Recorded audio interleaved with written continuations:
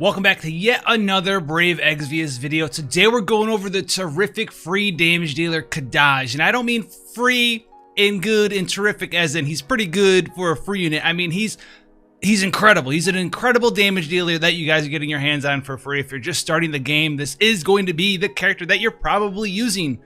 He's just that good. So once again, thank you for spending a little bit of your time here today, as well as supporting the channel with those likes and the Patreon and YouTube channel membership support. You guys are fantastic. So let's get right into it for you here with Kadaj. He is going to be a physical damage dealer. Absolute Mirror of Equity is his chaining family name. Now, let's go over the TMR and the STMR here. His TMR is the Mother Seeking Heart. Gives him 50% High Tide and 25% True Dual Wield. So this isn't the greatest thing in the entire world. I really don't like seeing 25% True Dual Wield here. You're traditionally trying to get to 200% total True Dual Wield, right? And well, every other piece of gear for the most part in the game is in chunks of 50, so you can't stack this. It's going to kind of be there depending on whether or not you get his Super TMR to proc his trustability. Luckily, you can get his Super TMR for free though, which is the Soba, which is going to be a one-handed katana with 174 attack and has the effect of Advent Divinity, which will give you 200% attack for 3 turns when your HP drops below 32%. This is max one time.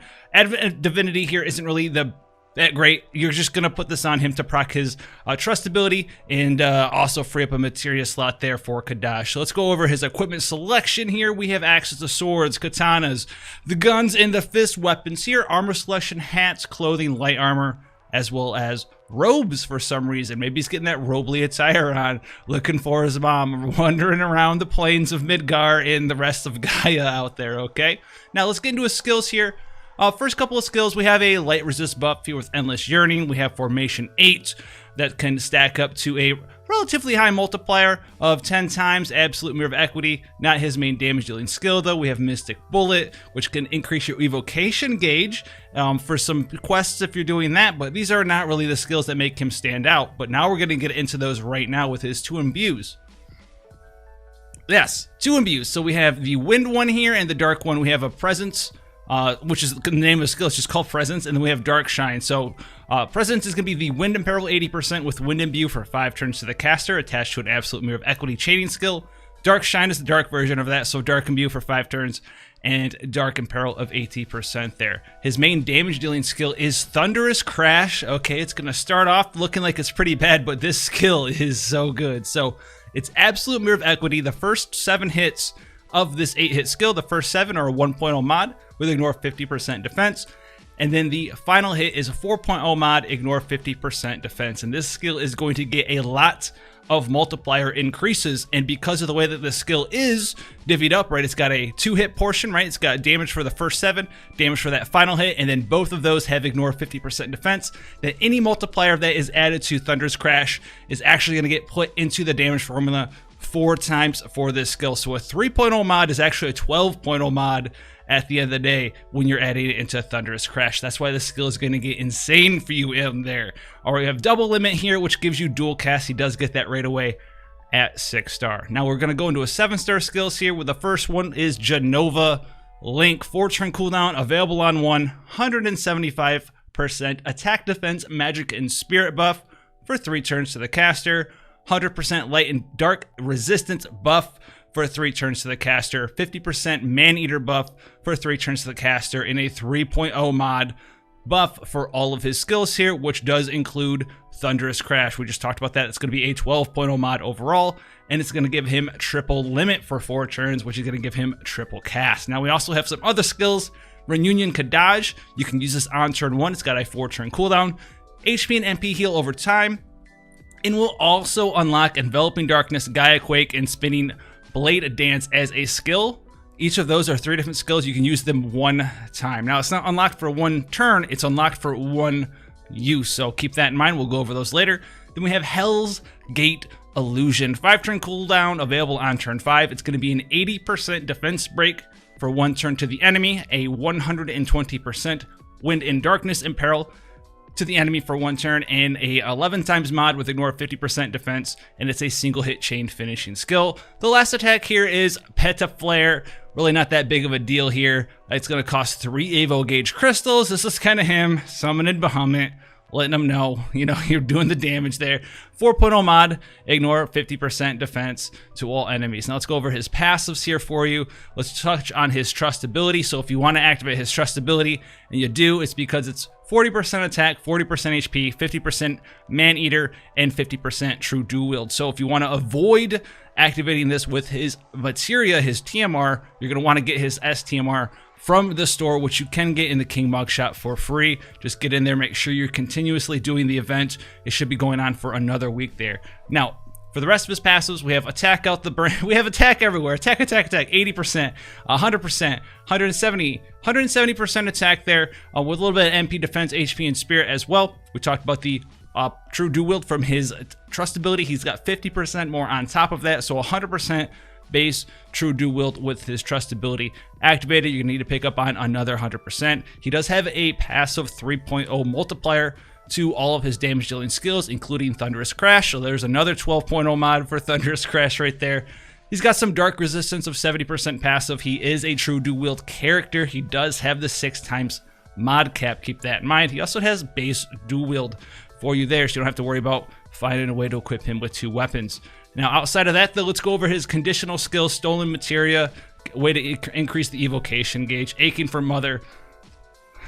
This counter here, it's 40% defense and spirit for 3 turns enemy. Not that big of a deal. We have triple limit, and then the skills that we unlocked here, right? Enveloping Darkness, Gaia, Quake, and Spinning, Blade Dance. So all of these right here are where you get that big pile-on damage for Thunderous Crash. So each of these skills, they do their own thing, and you can use them one time each, and you can triple cast them all in a single turn. So what this means is that you're able to unlock these skills, and then the turn after you unlock them, you're going to be casting all of these skills, because what they do is they do have a lower mod, 7.2, 13, and 9.6, but what they all do is very, very strong here. So one of them has a 100% light and dark imperil. It also increases the multiplier of Thunderous Crash by 2.0.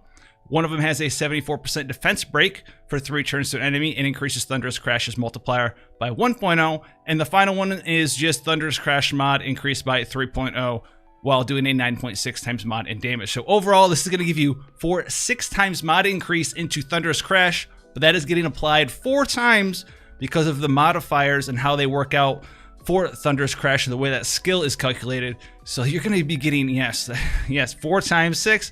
That is going to be 24 times mod added to your Thunderous Crash on top of the passive additional 12 there, on top of the other 12. So you're going to be getting a grand total of, I do believe, what is this? 12 plus 12 plus 12 plus 12, a 48 mod increase to Thunderous Crash just from that so far. He also does have a limit burst here, Divine Torrent, which is another way for him to get a 120% Wind and Dark Imperil for 5 turns to all enemies there. Costs 32 LB Gauge crystals, but he's not really a limit burst damage dealer. So Thunderous Crash, 48 times mod increase, not to mention the base multiplier of Thunderous Crash, which is of course going to be another 8, 9, 10. So 58 times mod total with Thunderous Crash. That is huge, huge damage. So very, very strong character. He can wear quite a some of the strongest weapons in the game, fist weapons. So you can wear like the free fist weapons that are given out, right? I think it's Ultros and Typhon give Tiger Fangs. And then we have Quicksilver. We have his own Super TMR for Katana, as well as like Muramasa and stuff. And then swords are very good as well. We've had a couple of good sword weapons out there, including the new like the Harvester one that we just got. So his weapon selection, very strong. True dual wield, very strong. You can even give him an elemental weapon if you want to. On top of that, very, very easy to gear character. Very, very easy to use character too. You're just going to be starting off, and then you're just going to be going big. You're just going to get these mod increases over and over and over and over. So something like quick rotation, right? You start with dual cast on 1, so you can go in here, you can use Jenova Link Kadaj, right? On turn 1, get that 175% all stat buff, get the light and dark resistance for himself, get that human killer up, get the multiplier increases to your skills, give yourself triple cast, and then you also go ahead and use a Reunion Kadaj on 1. Good to go there. And then turn 2, you're going to have your triple cast, and you're going to have each of your skills unlocked, so you can use someone to imbue him, or you can give him an elemental weapon, and then you're going to fire off light and dark apparel, 74% defense break, and you're gonna get mod increases right then and there, and you're gonna be good to go. You're gonna have all of your multiplier increases, 58 times mod, ready to roar and do a bunch of damage with him for the next couple of turns. Starting turn 3, big damage. Very easy to gear character. Just needs killers, just needs attack percent, needs some true dual wield, and you're good to go. You don't have to mess around with jump damage, you don't have to mess around with limit burst damage, you don't have to mess around with any of that stuff. Just gear him up for how you need him for the fight, and he's gonna do wonderful work for you. So make sure you pick up Kadaj, especially if you're a newer player. Make sure you get him 7-star. Make sure you get his TMR, at least try to get his super TMR. He's very strong. Go ahead and get him. You have like another week. You should anyway have another week to pick this character up before that King Mog event closes. So go do it. If you want to see more stuff like this, FFBE, War of the Visions, or otherwise, or just come and chill out with us on Twitch, where we always have a chill time. Until then, guys, thank you so much for the support. Hopefully, guys, you out there are doing well. And thanks again for the Patreon and YouTube channel sponsorships. Until then, go forth and have fun out there. And I'll see you in the next one. I'm out. Peace.